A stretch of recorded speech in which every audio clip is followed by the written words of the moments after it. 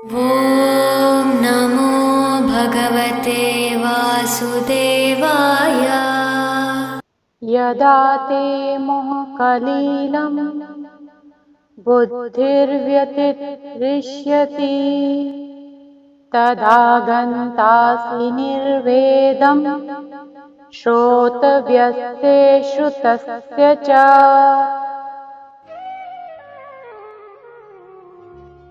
जब तुम्हारी बुद्धि मोह रूपी घने जंगल को पार कर जाएगी तो तुम सुने हुए तथा सुनने योग्य सबके प्रति अन्य मनस्क हो जाओगे। मतलब तुम एब्सेंट माइंडेड हो जाओगे। तुम उस तरफ ध्यान ही नहीं दोगे। किसी भी प्रकार का मोह दोस्तों हमें फंसाता है।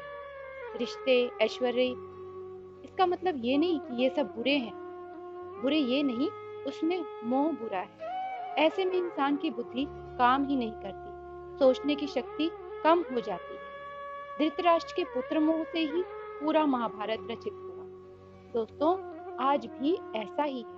जब मनुष्य श्री कृष्ण को तथा उनके साथ अपने संबंध को वास्तविक रूप में समझ लेता है तो वह सकाम कर्मों के अनुष्ठानों के प्रति पूर्णतः अन्य मनस्क हो जाता है, भले ही वह एक अनुभवी ब्राह्मण ही क्यों ना हो। भक्त परंपरा के महान भक्त आचार्य श्री माधवेंद्रपुरी का कहना है, हे मेरी त्रिकाल प्रार्थनाओं तुम्हारी जय हो। हे स्नान तुम्हें प्रणाम है। हे देव पितृगण अब मैं आप लोगों के लिए तर्पण करने में असमर्थ हूँ। अब तो जहाँ भी बैठता हूँ यादव कुलवंशी कंस के हंता श्री कृष्ण का ही स्मरण करता हूँ और इस तरह मैं अपने पापमय बंधन से मुक्त हो सकता हूँ। मैं सोचता हूँ कि यही मेरे लिए पर्याप्त है। इस प्रकार से यदि कोई परमेश्वर कृष्ण की सेवा करके ज्ञान को प्राप्त होता है तो उसे शास्त्रों में वर्णित विभिन्न प्रकार की तपस्याएं तथा यज्ञ करने की आवश्यकता ही नहीं रह जाती। इसी प्रकार जो यह नहीं समझता कि वेदों का उद्देश्य कृष्ण तक पहुंचना है और अपने आप को अनुष्ठान आदि में व्यस्त रखना है, वह केवल अपना समय नष्ट करता है। कृष्ण भावना भावित व्यक्ति शब्द ब्रह्म की सीमा या वेदों तथा उपनिषदों की परिधि को भी लांघ जाते हैं। श्रुति विप्रतिपन्ना ते यदा स्थास्यति निश्चला समाधावचला बुद्धिस्तदा योगमवाप्स्यसि। अर्थात जब तुम्हारा मन वेदों की अलंकारमयी भाषा से विचलित ना हो और वह आत्म साक्षात्कार की समाधि में स्थिर हो जाए तब तुम्हें दिव्य चेतना प्राप्त हो जाएगी। कोई समाधि में है, इस कथन का अर्थ यह होता है कि वह पूर्णतः कृष्ण भावना भावित है, अर्थात उसने पूर्ण समाधि में ब्रह्म, परमात्मा तथा भगवान को प्राप्त कर लिया है। आत्म साक्षात्कार की सर्वोच्च सिद्धि यह जान लेना है कि मनुष्य कृष्ण का शाश्वत दास है और उसका एकमात्र कर्तव्य कृष्ण भावना अमृत में अपने सारे कर्म करना है। अर्जुनोवाच स्थितप्रज्ञस्य का भाषा समाधिस्तस्य केशव स्थितधीः किं प्रभाषेत किमासीत व्रजेत किम्। अर्जुन ने कहा, हे कृष्ण, अध्यात्म में लीन चेतना वाले व्यक्ति के क्या लक्षण हैं?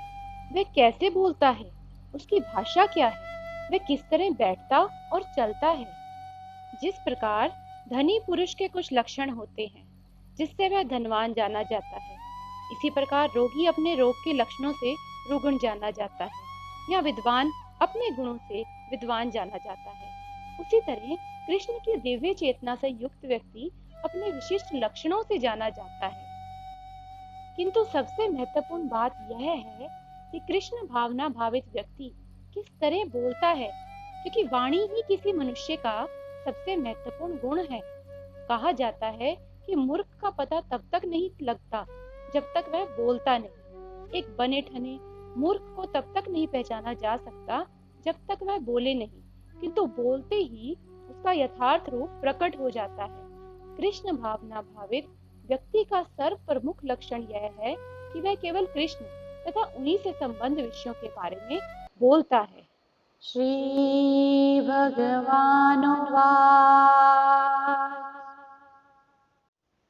प्रजहाति यदा कामान् सर्वान् पार्थ मनोगतान् आत्मये एवात्मना तुष्टः स्थितप्रज्ञस्थितोच्यते। श्री भगवान ने कहा, हे पार्थ, जब मनुष्य मनोधर्म से उत्पन्न होने वाली इंद्रिय तृप्ति की समस्त कामनाओं का परित्याग कर देता है और जब इस तरह से विशुद्ध हुआ उसका मन आत्मा में संतोष प्राप्त करता है, तो वह विशुद्ध दिव्य चेतना को प्राप्त कहा जाता है। अत्यधिक उन्नत जीवात्मा यानी महात्मा अपने आप को परमेश्वर का शाश्वत दास मानकर आत्म संतुष्ट रहता है। ऐसे आध्यात्मिक पुरुष के पास भौतिकता से उत्पन्न एक भी विषय वासना खटक नहीं पाती। वह अपने को निरंतर भगवान का सेवक मानते हुए सहज रूप में सदैव प्रसन्न रहता है। दुःखेष्वनुद्विग्नमनः सुखेषु विगतसप्रियः वीतरागभये क्रोधः स्थितधीर्मुनिरुच्यते। अर्थात जिस व्यक्ति का मन कदापि विचलित नहीं होता अथवा सुख में न अधिक खुश होना और दुख भय तथा क्रोध से पूर्णतः मुक्त होना, वह स्थिर मन वाला मुनि कहलाता है। मुनि शब्द का अर्थ है वह जो शुष्क चिंतन के लिए मन को अनेक प्रकार से उद्वेलित करे किंतु किसी तथ्य पर न पहुंच सके। कहा जाता है कि प्रत्येक मुनि का अपना अपना दृष्टिकोण होता है और जब तक एक मुनि अन्य मुनियों से भिन्न ना हो तब तक उसे वास्तविक मुनि नहीं कहा जा सकता। श्री कृष्ण भावना से भरा हुआ व्यक्ति सभी तापों से विचलित नहीं होता क्योंकि वह इन कष्टों को, इन तापों को भगवत कृपा के रूप में लेता है और पूर्व पापों के कारण अपने को अधिक कष्ट के लिए योग्य मानता है और वह देखता है कि उसके सारे दुख भगवत कृपा से रंच मात्र रह जाते हैं। इसी प्रकार जब वह सुखी होता है तो अपने सुख के लिए अयोग्य मानकर इसका भी श्रेय भगवान को देता है। वह सोचता है कि भगवत कृपा से ही वह ऐसी सुखद स्थिति में है और भगवान की सेवा और अच्छी तरह करता है। कृष्ण भावना अमृत में स्थिर व्यक्ति ना उसमें राग होता है और ना विराग, क्योंकि उसका पूरा जीवन ही भगवत सेवा में अर्पित रहता है। फलतः सारे प्रयास असफल रहने पर भी वह क्रोध नहीं होता, चाहे विजय हो या ना हो। कृष्ण भावना भावित व्यक्ति अपने संकल्प का पक्का होता है। यः सर्वत्रानभिस्नेहस्तत्प्राप्य शुभाशुभम् नाभिनन्दति नाद्वेष्टि तस्य प्रज्ञानप्रतिष्ठिता। अर्थात इस भौतिक जगत में जो व्यक्ति ना तो शुभ की प्राप्ति से हर्षित होता है और ना ही अशुभ के प्राप्त होने पर उससे घृणा करता है, वह पूर्ण ज्ञान में स्थिर होता है। जैसा कि हम सब जानते हैं, भौतिक जगत में सदा ही कुछ न कुछ उथल पुथल होती रहती है।